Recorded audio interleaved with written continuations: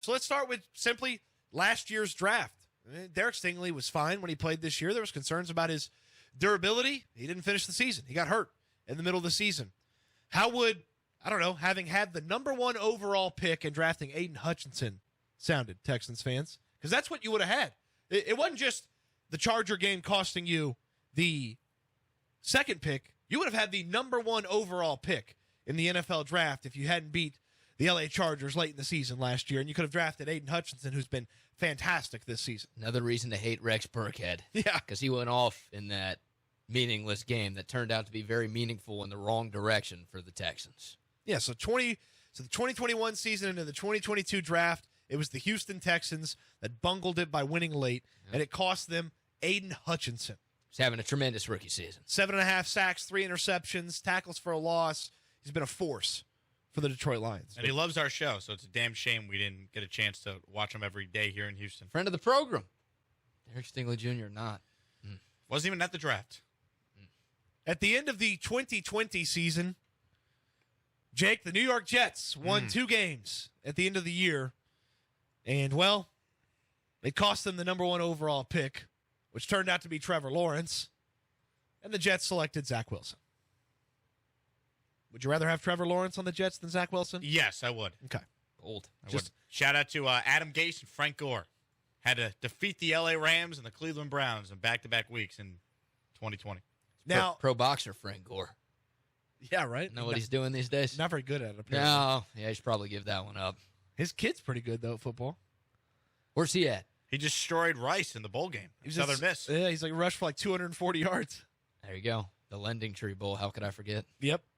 Yeah, I'm guessing you won't forget it next year. We play blank Dead Bowl. Nope. Any relation to the Gotham Bowl? So the 2019 season, heading into the 2020 draft, off the top of my head, as I was getting ready to go through this, I was like, surely there wasn't a team. Surely there wasn't a team that won a late meaningless game and cost them something super significant. Nope, there definitely was. At the time, they were the Washington Redskins, and they won a game against the Carolina Panthers in December. And that cost them Joe Burrow. Now, they ended up with Chase Young, and Young's a nice player, but he ain't Joe Burrow. No. Imagine costing yourself Joe Burrow and ending up with a defensive lineman who got hurt and has barely played for you this year. Do they still have Kirk Cousins at that time? Or was that post-Kirk? I believe that would have been post-Kirk Cousins.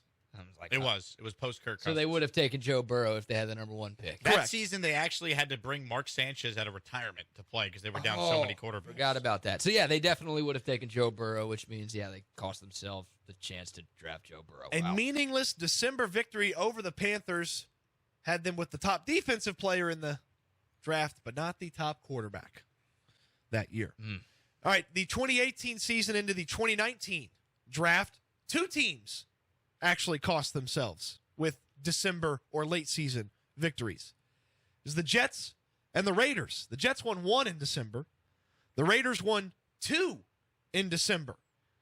Now, what was the prize that those teams cost themselves? How about Nick Bosa? How would Nick Bosa look on either of those teams? And that was after the Raiders had already traded Khalil Mack. So they desperately needed somebody like Nick Bosa. They didn't have it because they won 2 games in just 2 December meaningless wins. Cost them Nick Bosa. You know what they ended up with? Cleveland Farrell. That works. Now, the Jets might have still taken Quentin Williams. He's turned into a nice player, so it's a little bit easier to understand for them. But Bosa and Williams were really close, and it was, do you prefer the interior guy or the edge guy? The edge guy ultimately went ahead. But Bosa is very, very good in that draft process, and this is more about the Raiders because they won twice. Yeah. They won twice late in the season. I would love, as a Jet fan, I'd obviously love Bosa, but Quentin Williams has had an all-pro season, so I can't. I'm way more upset over the Trevor Lawrence debacle a couple of years ago than this. Like, I took Quentin Williams a little bit, but at least he ends up being a really good player. Cleveland Farrell's not even on the Raiders anymore, is he? Or if he is, he doesn't really do much. He is, but they didn't pick up his 5th-year option. Yeah, like he has. It's not like he's been a great pick. He's got 1 game left in Vegas, and Nick Bosa is probably your defensive player of the year this season. Yep. Yeah. He's been amazing. Yeah, Wow. Bosa's a freak. I remember interviewing him ahead of the draft, and he was like, I'm the best player in this draft. And I was like, I'm glad that you feel that way. I think there's actually some people that agree with you because Kyler Murray is, well, Kyler Murray. 5'2". Of course you're better than him. Yeah. How could you not be? And that's what got John Gruden fired, that and that alone, drafting Cleve Farrell after winning those games. Yeah, Do I have that right? Right, yeah, sure. Okay. Sure. Okay. Now, the 2017 season into 2018, I couldn't find a scenario where a team lost late in the season and drastically cost themselves some sort of draft pick. So, One late in the season. one late in the season. One, and then lost by winning late in the season. Yes, there you go. I couldn't find a scenario that really fit what we're working with. How about the 2016 season headed into 2017? The team, the San Francisco 49ers. And you're saying to yourself, you're trying to remember, well, hold on now, Cody. How did this go down? They finished one game better than the Cleveland Browns by virtue of a late season victory over the Rams.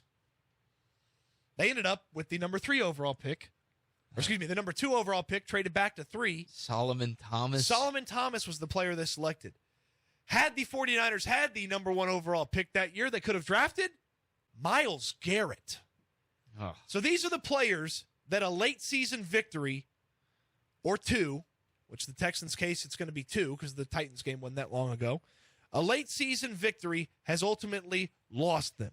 Aiden Hutchinson, Trevor Lawrence, Joe Burrow, Nick Bosa, and Myles Garrett.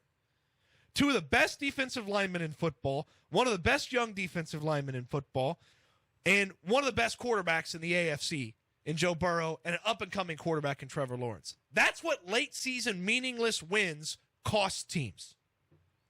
And the Texans are going to go out there and do it this Sunday against the Colts and cost themselves the number 1 overall pick and potentially be in a scenario where they cost themselves a great player. Well, the thing with the Texans as well, it's not simply, because I hear this from Texans fans all the time that call into our show or comment on social media, well, the Bears aren't taking a quarterback. It doesn't matter. It doesn't matter if the Bears aren't going to take a quarterback. What if a team moves now in front of the Texans to get a quarterback because they know the Texans are going to take a quarterback? What if we get through this draft process and it becomes obvious that Bryce Young is the consensus top guy and now you can't get him because the team's going to move in front of you? Or you're the Texans and you got to trade Chicago a pick just to ensure you get up to number 1 and can get the guy. Like, you want to control the draft. You have the first pick in the draft. You control the draft. So the idea that they should go out there and just play hard on Sunday and win the game over the Colts, why? Especially when Indy would benefit from losing, so then they could take a quarterback and maybe they set themselves up to have a great quarterback in your own division to deal with for the next decade plus. Yeah, they could be the team that trades in front of you. Yep. To draft that QB. We know they're desperate for a franchise guy. They have to be. At least you would assume they're tired of trying to patchwork, fix the quarterback position with some old veteran. At some point, they need to spend a premium draft pick on one of these guys, and why not this year? So the Colts could be that team that trades with the Bears to draft a quarterback. Yeah, you just want to have the ball in your court, and you guarantee that by losing on Sunday. It's a good Stoots search, man. That's well done. Those are some of the best players in all of football that could be on different teams, which would obviously alter the entire NFL if they were. Just whole teams, whole franchises' plans have been changed because of December or early January wins that didn't mean anything. You don't want that to be you. I mean, you'd be drastically changing the fortunes of franchises with these players. It's not like, oh, yeah, no, this guy's a little bit better than the guy they picked. Like, these guys are significantly better and more impressive and more important to their current teams than the guys that ended up going elsewhere. Lose on Sunday. It's as simple as that.